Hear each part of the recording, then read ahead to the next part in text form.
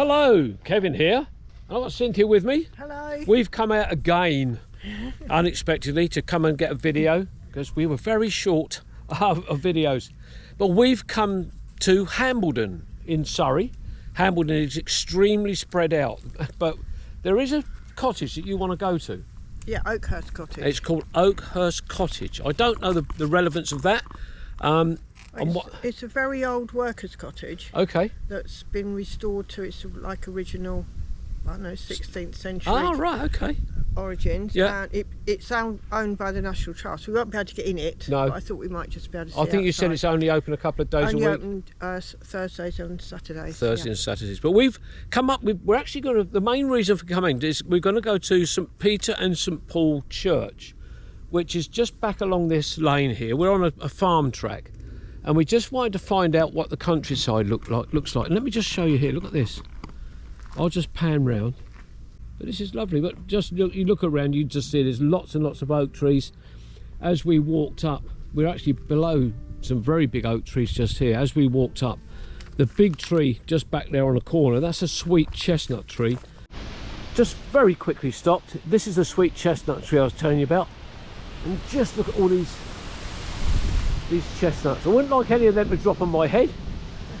And you can tell that the wind is getting up. They have said there might be the odd heavy shower. Well, here we go, just down the lane now towards where the church is, and we have got some information here, and it says that Hambledon St Peter's and St Paul's Church is a complex historical building, and this rather imposing tomb just here. Look at that, look at the size of that, it's huge. Wow, look at that.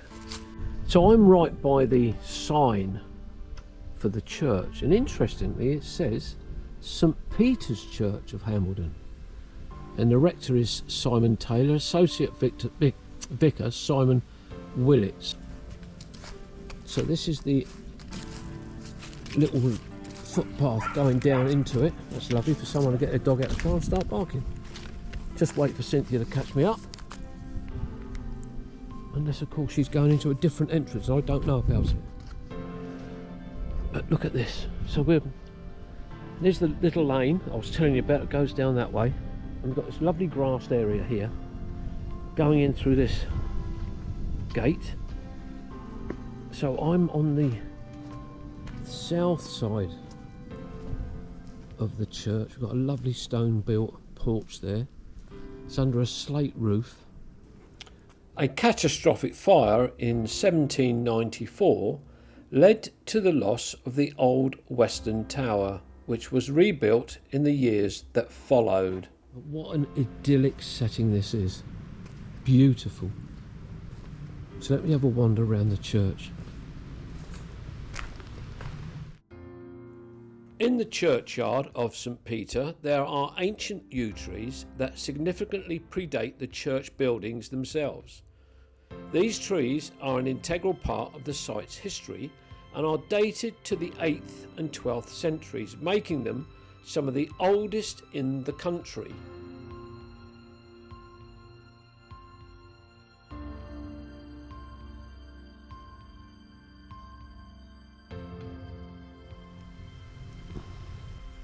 I was just down talking to a robin actually, and Cynthia was talking about a hole in the tree. She's holding this branch back because it covers the... Look at this. It's not very light inside, but a complete hollow tree of the yew tree. You can see a bit of light coming through there and over there, but look at that. Isn't that amazing?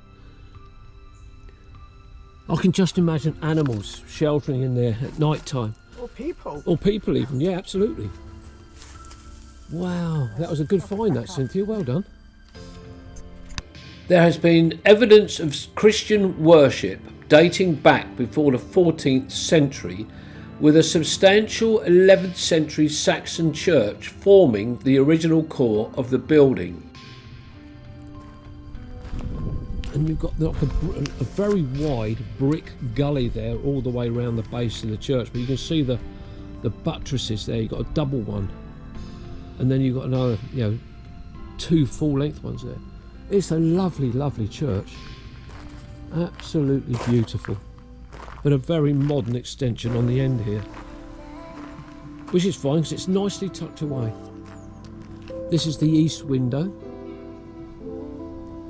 and we've got the crowns of, I don't know whether they would be priests or rather lovely church. Now we've just noticed this stone set into the wall.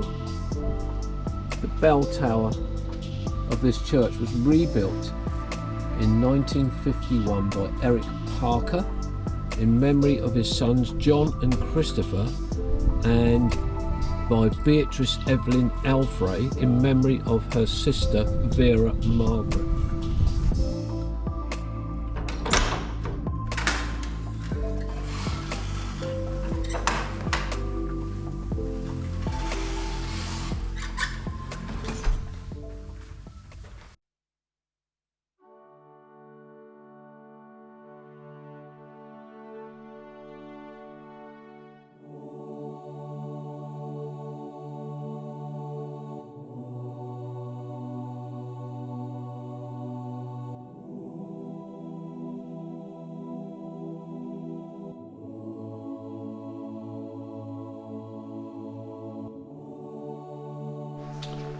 Well, Cynthia and I have just come through this door here, and I have to say it is a lump of wood.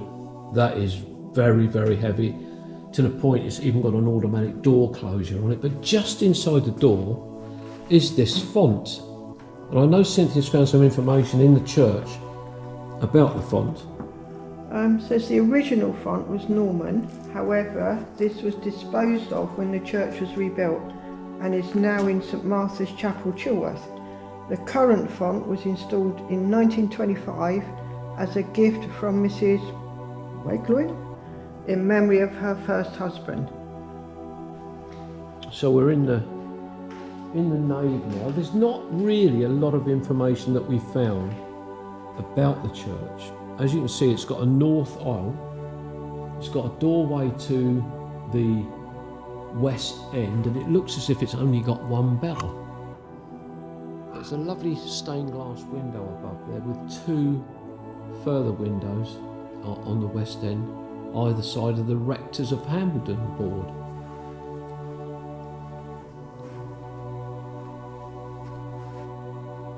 Let me just show you around through these arches.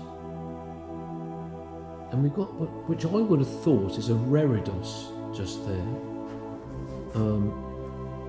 Just above the radiator, but it's just a small one. Now, whether that was an original reredos, I don't know, but it's not in the chancel area, it's behind the font.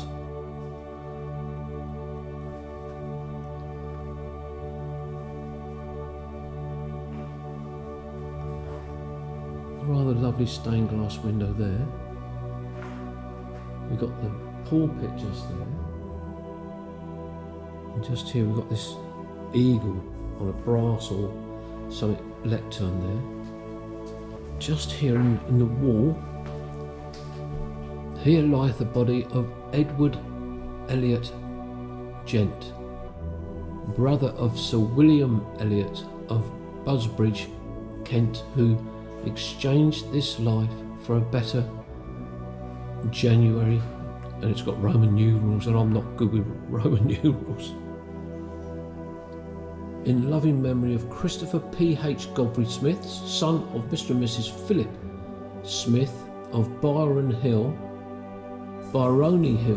Hambledon, killed by enemy action in Italy, October the 7th, 1943, while serving in the 1st Battalion of the East Surrey Regiment. So I'm going through the arch into the chancel area. Again, as you can probably see, with the light's better here, with the roof, very dark coloured wood. And here we are, right in front of the altar. It does look as if there's, I don't know whether that's wood or marble behind the altar. Rather lovely carvings into the wood or marble. I guess this is a priest's seat.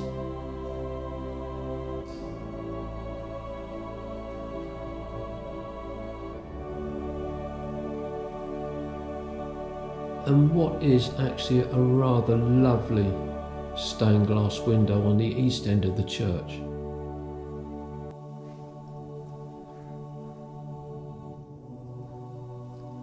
There are inscriptions at the bottom of each panel, some of which is slightly difficult to read from this distance with my eyesight. Those were installed in 1933. Oh, brilliant, thank you. Where are we? The Victorian glass these windows were replaced in 1933 by those you see now. They represent faith, St Peter, Hope, Sir Galahad and Love, Mary. They were given by the local author, broadcaster and journalist Eric Parker in memory of his wife Ruth. The oldest memorial in the church is for Edward Elliot. Edward Elliot? I'm not sure where that is. Was that the one I read round here? Yes, it is. This one here, look. That's the oldest. That's the oldest one, yeah. Oh, that's the one you couldn't read the date. But it's actually 1644. Oh, 1644, yeah, because it's in Roman numerals. Yes. Don't get me trying to read them. 15th of January 1644. Wow, that's brilliant.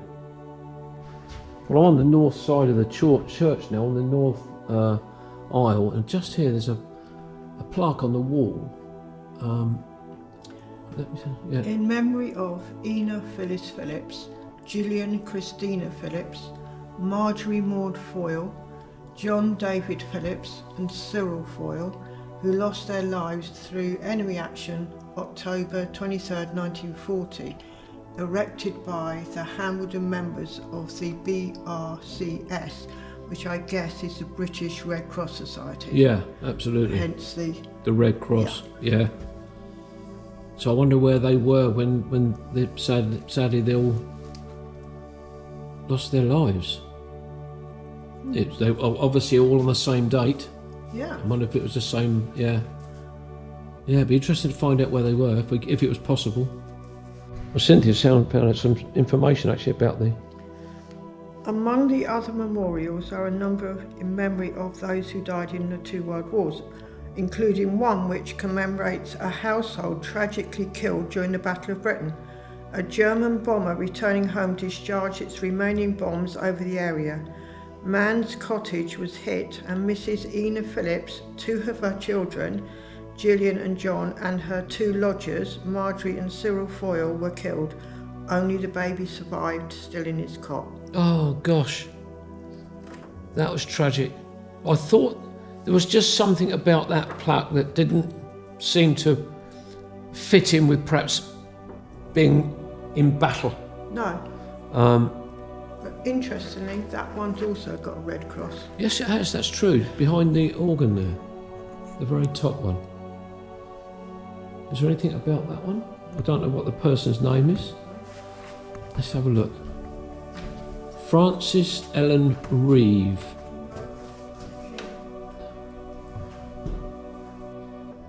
And as Cynthia said just now about the one with the Red Cross just here. To the glory of God and in affectionate memory of Frances Ellen Reeve, who through devotion to duty spent herself in nursing the wounded during the Great War, died July the 28th, 1918. This tablet was given by her fellow workers at Hilda's Military Hospital, Hazelmere. Ah, okay. Wonder where Hilda's Military Hospital was in Hazelmere. I've not heard of it. I haven't. But there used to be a hospital at the top of Shepherd's Hill. Did there? Yeah. I wonder if, that could have been it. Yeah. We'll have to find out. Yeah.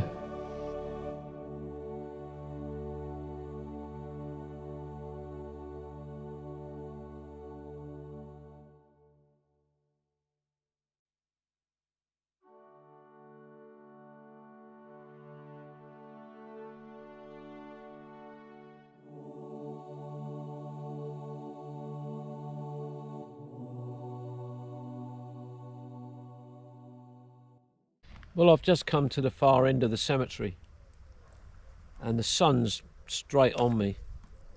But the view from here is rather lovely. You're looking back towards the east end of the church, and Cynthia's coming down the path towards me, but we're looking back towards the yew trees. And this is just a lovely spot. Behind me, let me just show you behind me. These were the fields I was showing you earlier on. Just over here we've got sweet chestnut trees and oak trees. But it's amazing how some of the leaves are now changing colour so early. But let me just show you the view back along the footpath towards the church. Isn't that absolutely lovely? Well, that's it. Cynthia and I squint. Well, I'm squinting away, but we're in this lovely position here. And we're going to head off now. I really enjoyed this visit to St Peter and St Paul in Hambledon in Surrey. It's just a really nice church to walk around. The grounds are lovely. The yew trees are amazing. But yeah, I've really enjoyed it. What do you think? Yeah, good. It's been good, isn't it? Lovely spot. Yeah, lovely, lovely. And on a day like today, you can't beat it. I think we're due some rain, but not today. Got a beautiful blue sky. Anyway, this will be Kevin and Cynthia saying bye-bye, and we will see you on the next one. Bye-bye. Bye. Bye-bye.